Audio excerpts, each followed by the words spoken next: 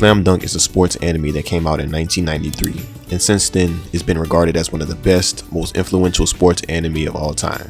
Slam Dunk revolves around a high school freshman named Sakuragi Hanamichi, and in Slam Dunk we follow his journey of how he changes from a delinquent, a guy with no aspirations other than getting a girlfriend because he got rejected 50 times in a row. The nigga was putting up Guinness World Record levels of rejection, bro. It's crazy. But we see his change from him only focusing on girls, fighting, and being a delinquent, to him actually having a passion for something that he never thought that he would have a passion for. Basketball. Slam Dunk is so influential to a lot of sports anime and a lot of just shonen anime in general today, just because a lot of the different tropes that we see nowadays, Slam Dunk originally had. The emo character, the fiery main character, the love interest, and a lot of the other different tropes and things that we see in anime today. I feel like Slam Dunk really started a lot of these things. When have you ever seen Jordans in anime? We see it in Ahiru no Sora. But where do you think it started from? I don't think I've seen an anime before Slam Dunk that originally had retro Jordans, bro. I can't name a sports anime that did that before Slam Dunk. Being an anime made in the 1990s, Slam Dunk has that 90s anime flair, bro. Other anime that do this very well are Yu Yu Hakusho, Sailor Moon, and a lot more, bro.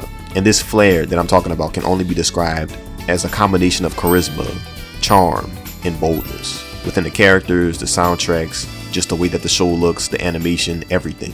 It's almost as if a bright orange phoenix wrapped its wings around the entire show and everything that encapsulated the show. The music, the characters, the peak moments. And the result of this is Slam Dunk. Slam Dunk is literally Fist of the North Star meets Yu Yu Hakusho meets basketball. But how did Slam Dunk become such a beautiful, amazing anime? Well, first we need to introduce the main starting five and discuss their stories on how they met. Before I explain any further, bro, I just want to let y'all know there's so many delinquents and so many people in this show that don't take shit for nothing, bro. Like, if you even look at them the wrong way, they're beating your f***ing ass. And I'm not joking, bro. They literally will. Rukawa literally went on the rooftop of the school and somebody looked at him the wrong way or they touched him and he started throwing hands, bro. He started boxing on the nigga, bro. Like, he didn't take shit for nothing, like I said, bro. Hanamichi, being the bold, abrasive character that he is, he always finds himself getting into some trouble one way or another. That's literally the reason that he met Akagi, the captain of the basketball team, because he insulted basketball, then he challenged Akagi to a match, then he dunked on that nigga. But I mean, that doesn't really count as a dunk because he fucking football carried that bitch and traveled. I don't know. He still dunked on him, but like, you know, it doesn't really count, even though it does, but it doesn't count. I don't know. Then we see Ryota out of nowhere. He's coming from the hospital, but why is he coming from the hospital? That's because the last member of the starting five, Mitsui, was jealous of him because Mitsui was supposed to be the ace of the basketball team, but Ryota kind of took his spot. Mitsui got jealous. He fell into a sort of bad state of mind and he joined the gang and quit the basketball team for 2 years. But him and his gang tried to beat up Ryota, and Ryota, like I said, bro, Ryota fought Mitsui. Mitsui got his fucking teeth knocked out so bad that the animators, they literally forgot which teeth that they animated out. Like, Mitsui got his ass handed to him, bro. But this is the story of the starting five.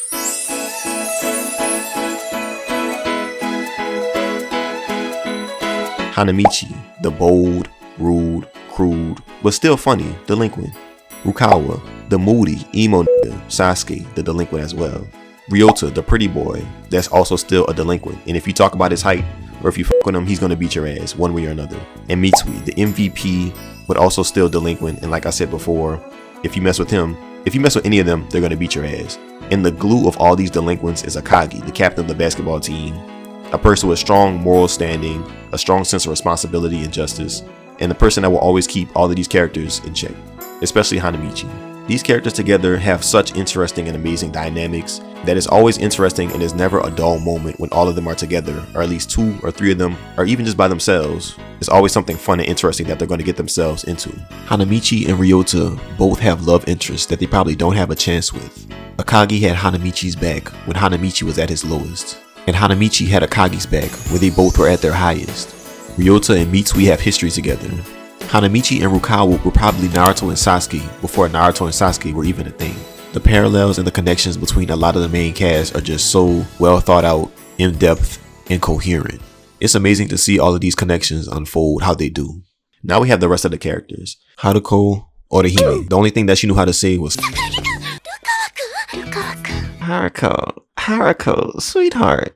He doesn't want you. He doesn't want you. You need to be with him. That's it. Coach Anzai, Sakamoto D. Oh, Andy Reid, now that you won the Super Bowl, what are you gonna do? Oh, I'm gonna go get me a cheeseburger. I'm thinking about a damn cheeseburger. Nigga. Win, loss, or tie, you was gonna get a cheeseburger anyway, bro. But Big Red, just know it's all love. I'm joking. You've been doing your thing. He was cool. He was a very chill coach. He had a great backstory as to why he is how he is. And I love seeing the relationship between him and his players grow stronger and stronger. Hanamichi's friends. Bro, everybody in their life, like, you need friends like Hanamichi's friends, bro. Every basketball game that Hanamichi was at, they always showed up. They always showed out. Always had a good time. Whether or not Hanamichi was doing good, bad, they were always going to grill at him, bro. They were always going to make fun of Hanamichi. But it's all in the name of good fun. And it's all in the name of them being great friends and having that great relationship. Something that Slam Dunk also does very well is they make you feel sympathetic towards the other teams. The other teams and the other characters, they have feelings and emotions. And when these other teams lose, sometimes you might feel sorry for a lot of the different characters of the other teams. That's what you call good writing. Also, how I was talking about before, how Hanamichi didn't really like basketball and he despised it. There was a change that made him actually love basketball. For one, it was Haruko. Like I literally said before, bro, he just wanted a girl, bro. He was on his Denji from Chainsaw Man, bro. He wanted that BG, bro. He wanted that big Garfield, you know what I'm saying, bro? But as Slam Dunk progresses, evolves, and changes, Hanamichi's character does as well. And I'm not gonna lie, it's a very slow burn for Hanamichi's development. With 101 episodes and I believe 4 or 5 movies, you really have to watch and analyze Slam Dunk to see Hanamichi's change and progression. After every episode of Slam Dunk I watched, I read the comments of the comment section that was, what I was watching it from. And there was a lot of people that just genuinely don't understand what character development is. Character development, it develops. It doesn't just happen in one episode. They had people saying that after episode 60, Hanamichi developed. No, he developed over the course of the entire show. Him learning how to rebound, learning how to shoot, learning how to do layups, learning how to not fight, learning how to actually talk to people and not headbutt them and beat the fuck out of them just because they look at you the wrong way. That's all development, bro. It's not just him playing basketball as development. It's him growing as a person. That's what makes Slam Dunk different from a lot of sports anime, I feel like, as well. Because it's not just a sports anime. There's amazing comedy, bro. If you like One Punch Man's comedy, you're gonna like Slam Dunk's comedy as well. It's wholesome, like I said before, it's charming, charismatic, and it's hard not to like it. But going back to Hanamichi, that nigga had Tyler the Creator levels of development, bro. Like he literally went to Six Flags, bro. Hanamichi learns that you have to go through life not with strength and brute force, but strategically, and you have to learn and be a student of the game wherever you go. Takehiko Inoue not only knows how to write amazing characters, but he also knows how to create a mood and an aesthetic that makes you feel like you're actually in the 90s experiencing basketball, the NBA, and culture at that time. The sound design is amazing, bro. When some of the characters bounced the basketball, it felt like I was listening or watching Above the Rim. I don't know if some of y'all seen that movie, but just like the echo of the ball on the court, it just sounds so realistic and amazing. The attention to detail, bro, they were fresh as fuck in this show. Rukawa had on the fire red 5s. Sakuragi Hanamichi had on the infrared 6s. You can really see that Inoue is a true basketball and NBA fan. The passion is there. It's evident. The subtle references to the NBA and other teams, it's all there. It's all evident, and I absolutely love it. And last but not least, the peak moments. Bro, do y'all see this? This is me after watching an episode of Slam Dunk. I believe it was episode 60. I don't know. I wrote down all of the peak moments. There are at least like 10 peak moments in this show. And when I say a peak moment, I mean like a moment that evokes a lot of different emotions from you at once. You might cry, you might feel upset, you might feel exactly how the characters felt in the scene that you watched, which is exactly why I turned into Deku. I turned into a biatch and I was crying. Y'all also see this? This is how I was watching the anime. Nothing but that light on in my room. 3 in the morning. Everybody else was asleep. It's such a beautiful, magical experience watching anime or brainstorming or doing anything at 3 in the morning. Your thoughts and dreams almost seem like they come to life during that time.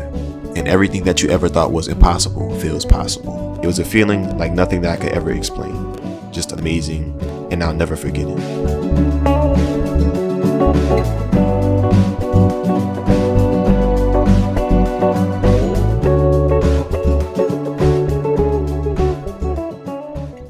But nothing in life is perfect, and Slam Dunk is no exception. There are a few things that I had problems with in this show.